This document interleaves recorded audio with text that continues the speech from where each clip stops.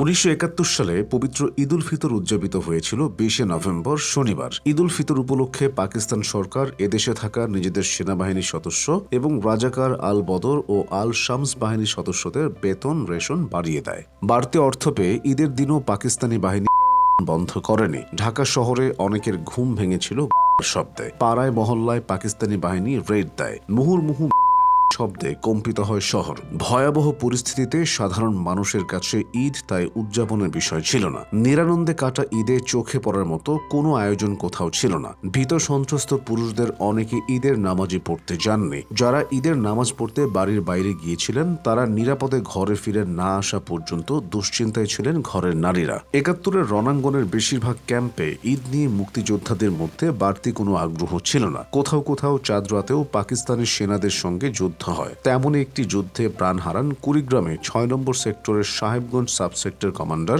আবু মঈন মোহাম্মদ আশফাকুস সামাদ বীর উত্তম। তার পুরো নাম আবু মঈন মোহাম্মদ আশফাকুস সামাদ। তিনি ঢাকা বিশ্ববিদ্যালয়ে পরিসংখ্যান বিভাগের ৩য় বর্ষের ছাত্র ছিলেন। ঈদের দিনেও শেরপুর, কুষ্টিয়া, আখাউড়া সহ বেশ কিছু জায়গায় যুদ্ধ হয়। অধিকাংশ জায়গায় মুক্তিবাহিনী জয়লাভ করে। পাকিস্তান সেনাবাহিনীরও অনেক সদস্য সেদিন মারা যান, অনেকে আবার মুক্তিযোদ্ধাদের হাতে ধরা পড়েন। অনেক এলাকায় মুক্তিযোদ্ধারা নিজেদের উদ্যোগে ঈদের নামাজের ব্যবস্থা করেন, কিন্তু নামাজ চলাকালে পাকিস্তানি বাহিনী চালাতে পারে এমন শঙ্কাও ছিল। মুক্তিযোদ্ধা মাহবুব আলম গেরিলা থেকে সম্মুখ যুদ্ধে বইতে লিখেছেন, মুসলমান যোদ্ধারা ঈদের জামাতে দাঁড়ালে হিন্দু ছেলেরা কাছাকাছি অবস্থান করে হাতিয়ার নিয়ে সতর্ক পাহারায় থাকত। অনেক ক্যাম্পে ঈদের দিন মুক্তিযোদ্ধারা সেমাই রান্না করেছিলেন। স্থানীয়দের সহায়তায় দু এক জায়গায় মাংস রান্নার খবরও জানা যায়। সাহিত্যিক আবু জাফর শামসুদ্দিন তার আত্মস্মৃতি গ্রন্থে ৭১-এ ঈদে ঢাকার পরিস্থিতি সম্পর্কে লিখেছেন, ২৭ মার্চ শহরে যেরকম জনশূন্য ছিল আজকের অবস্থা তাই। ৩টার পর কিছু কিছু লোক সড়কে বেরোয়। শহরের অর্ধেক লোক নামাজে যায়নি,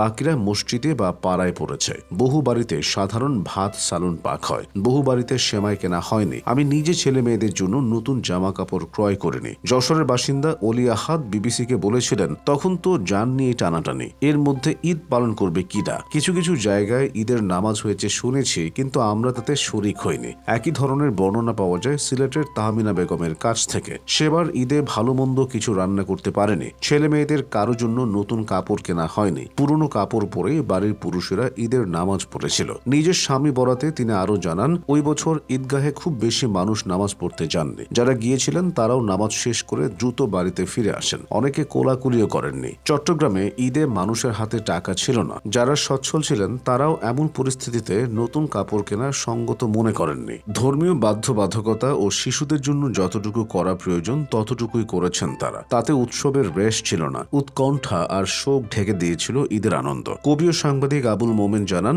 ৭১-এ ভয়, আশঙ্কা আর আশাবাদের মধ্যে ঈদ এসেছিল।